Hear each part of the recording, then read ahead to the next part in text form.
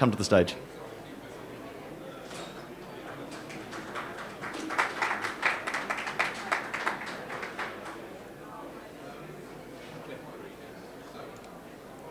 Amazing.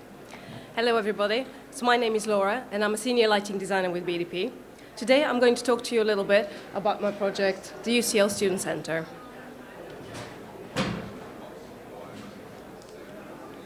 A little bit of information first about the project. The client was University College London. The architect, Nicholas Hare Architect. Building services, acoustic and lighting were done by us at BDP. And on the screen here, you can see the rest of the design team as well. The project value was about £45 million. It was completed in February this year and, happy to say, achieved BREEAM Outstanding. The engineers were brilliant in integrating passive features to reduce consumption of non-renewable resources, which leads to a 35% annual CO2 reduction, which over the 25-year design period of the project will lead to a 867.5 tons of CO2 saved. The building otherwise, it's 5,300 square meters divided over 10 stories. There's over 1,000 seats for learning, and the building is going to be open 24/7. The purpose of the building, as our clients at UCL described it, was to provide very much needed student space for learning, as well as a students' inquiry center.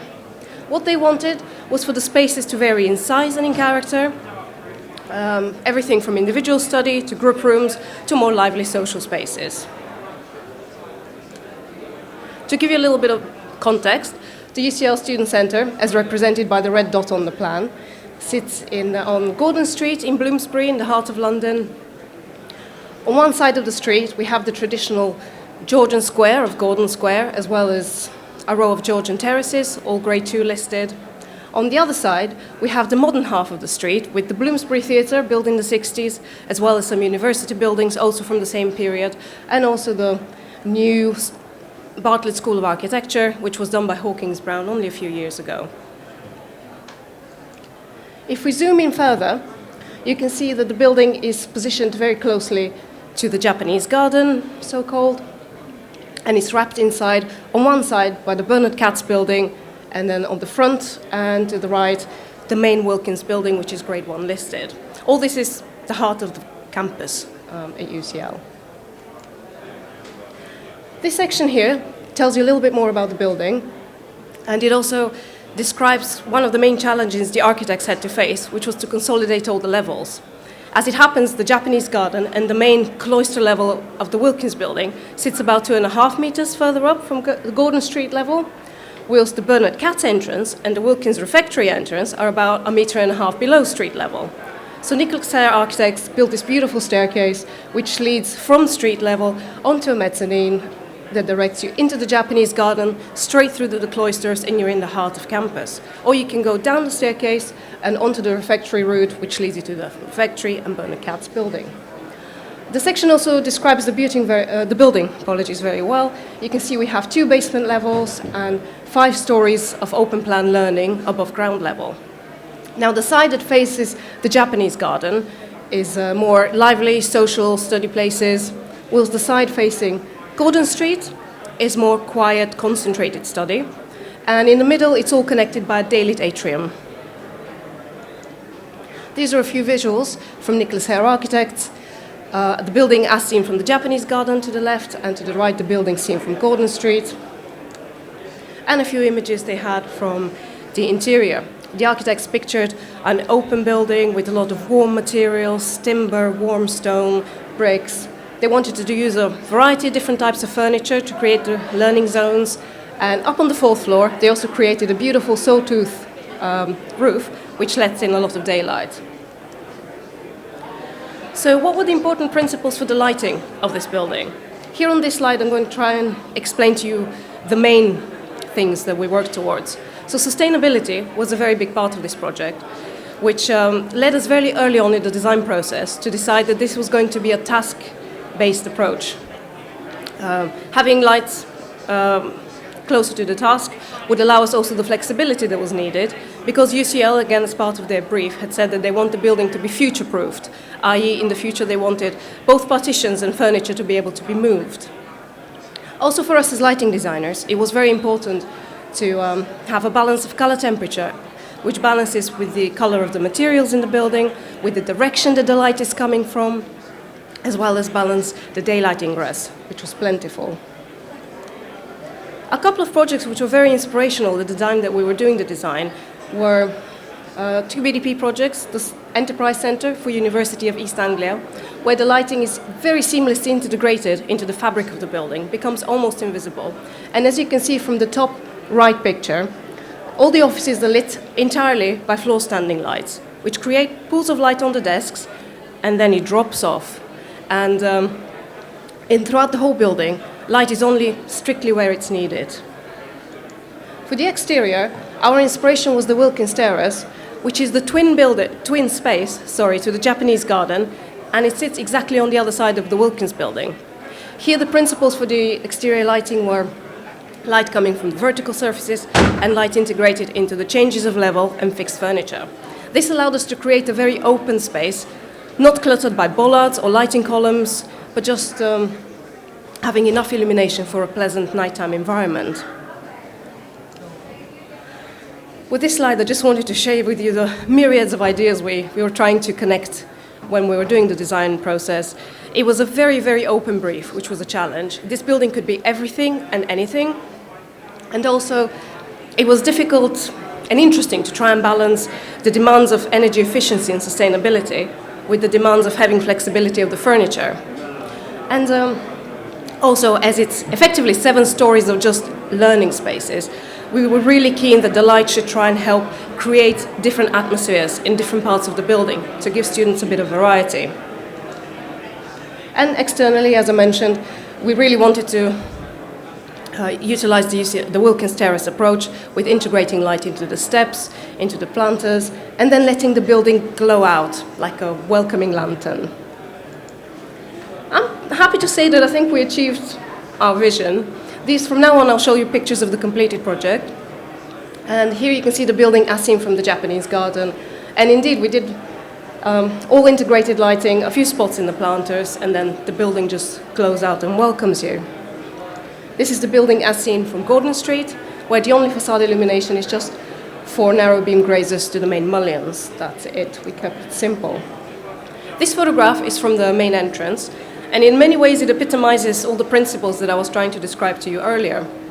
On one side of the building, you have all the floor-to-ceiling glazed surfaces, letting in plenty of daylight. On the other side, you see there's the solid core.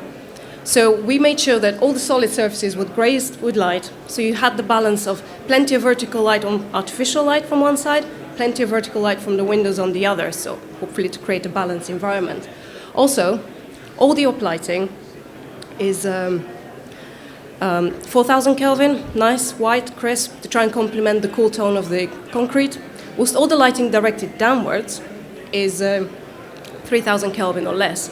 This is then to complement the warm stone, the timber, all the furniture, and we also try to integrate lighting locally to the task as much as it's possible. Here you can see the feature staircase connecting Gordon Street with the mezzanine Japanese level.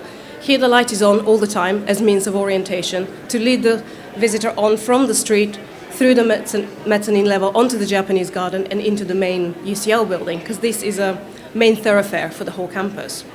The rest of the stair during the day is completely unlit. As you can see, there's more than enough daylight, so we switched the lighting off. In the evening, we made sure that all the ceilings looking up have a consistent treatment, so that when one looks up, one just sees a lovely continuation of the atrium all the way up to the skylight. We were also lucky to have the opportunity to light a couple of beautiful art pieces. On the mezzanine level, we had a digital art piece by the duo Thompson and Craighead, which is showing all the countries that UCL students are there in the building. So a very dynamic piece. And in the main reception area, there's a beautiful resin cast of the Slade School of Art notice board by Rachel Whiteread, who is a UCL alumni herself. This photograph is probably my favorite from the whole project, as it really shows, if I can say so, the boldness of the design. As you can see, there is a vast expanse of ceiling, which is entirely uncluttered by downlights or any other luminaires. It allows the material to really come through, and the corridors and circulation are entirely lit by just two coves onto either side of the atrium. The side closer to us is just behind the photographer, so you can't see it here. And then where there's activity, such as the bridges, the staircase, or the desks, there's localized task lights. From this picture, you can see in the evening, all the staircase handrail lighting is on, the bridges are on, the whole atrium glows, and there's more than enough spill light to cover the desks, which also are helped by the little task-integrated lights. On the side facing Gordon Street, we have the study areas, which are quiet study, a little bit more regimented. The furniture here is fixed, the big desks. So here we have coordinated the position of the rafts with the position of the desks, so that the lines of light integrated into the ceiling provide light onto the desk, and then the light levels just gently drop off beyond that. Whilst on the other side, facing the Japanese garden, where it's a bit more lively, there's soft seating, furniture is more flexible, the light is more uniform, and we've also integrated more decorative elements to liven up the atmosphere even further.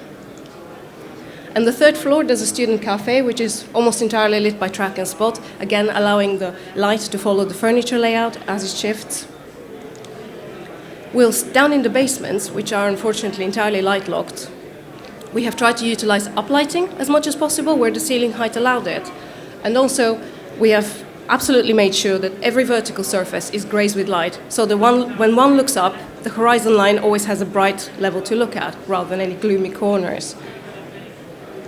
The same approach was also utilized in the basement quiet contemplation spaces, where they were entirely lit by just a hidden cove detail on the sides, which just created a pleasant, calm space to be in, which has been utilized a lot. And the pods, which are group rooms, individual study rooms, we tried to give them a bit more character by making them quite decorative, so that every pod looks different, it's a funkier atmosphere. Also, where there is soft seating, we've tried to add a bit more decorative light, as well as I said, in the basement, they're very strict vertical light to all the surfaces to break up the spaces a little bit.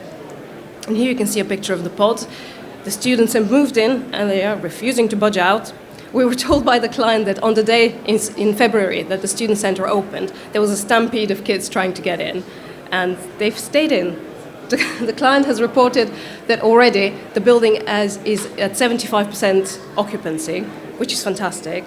And here on this slide, I just wanted to share with you some comments that we got from the students. UCL themselves put up this notice board allowing students to leave comments, and I just happened to be in the building and I spotted it, and I loved it. Most of the comments were very, very positive, very heartwarming. This is just a small excerpt of some of the loveliest ones that we got. For example, somebody has written, "I've got new motivation to study now," or "I'm motivated to come back from my year out," or my personal favorite comment, "It looks like a movie uni." So it seems we have very happy students, we have a happy client at UCL, and that really made the design team very happy as well. Thank you for your attention.